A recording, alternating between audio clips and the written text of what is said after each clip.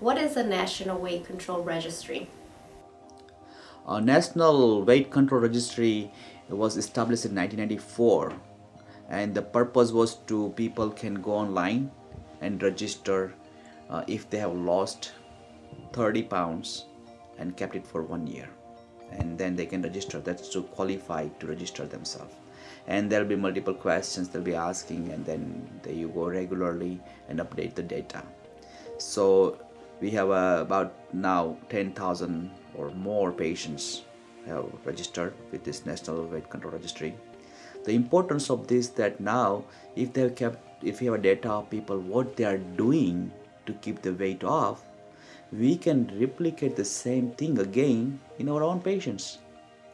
So it's very important to observe the data what they found, and you can see the consistency of the people who have been successful to keep the 30 pound off for a year. So these are the certain facts about NWCR National Weight Control Registry facts, that 80% of patients that were registered were women and 20% were men, and the average woman age was 45 years of age, and current weight was average 145 pounds, while the average man was 49 years of age and currently weight average was 190 pounds. They have lost, some people have lost 66 pounds average. I mean, average was 66 pounds, but it can range from person to person, but at least minimum 30, and some people may have lost 110 pounds. So the average lost was 66 pounds. And this average had a lot of diversity, because weight losses were range from 30 pound minimum to 300 pounds. So when we say average was 66 pound loss, means doesn't mean that people lost 66 pound. Some people lost 300 pounds, like five, 6 people, then it can bring the average up. Duration of successful weight loss has ranged from 1 year to 66 years. So some people kept it for a year, then start gaining back. Some people kept it 66 years. So some have lost weight rapidly, some have lost slowly, over as many as 14 years. So we also started to learn about how the weight loss was accomplished. 45% of registry participants lost the weight on their own. Understand this, their own means if you have a desire, you can do without anybody's help. You can just follow the guidance that is there actually. And only 55% lost weight with the help of some type of program. So this actually awakens general population that people can do weight loss on their own. They don't need to see professional, they don't need to spend a lot of money, but changing lifestyle by eating healthy good food and stopping bad food and becoming more active. 98% of registry participants report they modify their food intake in some way to lose weight. That's the main thing. 94% increase their physical activity, with the most frequently reported form was walking. So it's very important that walking we prioritize that, because it's very easy to do that.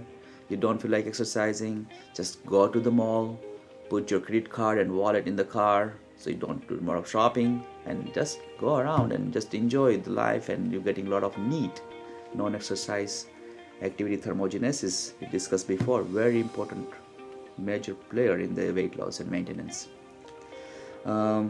Other things that we found out that they eat breakfast every day. 78% of people, very much most important meal of the day is breakfast. Also have good protein in the breakfast, 30 gram to 35 gram protein in the morning, lunch and dinner. That's the standard saying now. 30 30 30 protein every day, morning, lunch, dinner. It decreases your appetite, increases your metabolism. Important role. Lot of myths about protein. People will scare you, you can't have that much protein, will damage your kidney. That is all not really true. You have to have protein. Your muscle functions on protein. All the enzymes you create are from proteins. Your hormones you create from proteins. We have to have enough protein. Of course, vegetarians have a lot of problem finding good protein, but I suggest people use protein supplements, protein drinks, protein bars. That I'm vegetarian, I do that, and suggest people do that as well. But please don't spread the myth or that protein is bad. It's scientifically proved 30 gram to 35 gram morning, lunch, dinner average for average adult, and very good protein. So that's very important to understand that 75% weigh themselves at least once a week.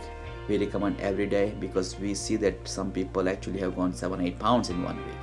So we recommend once a day, but again, you choose what is right for you. There is no particular exactly right thing.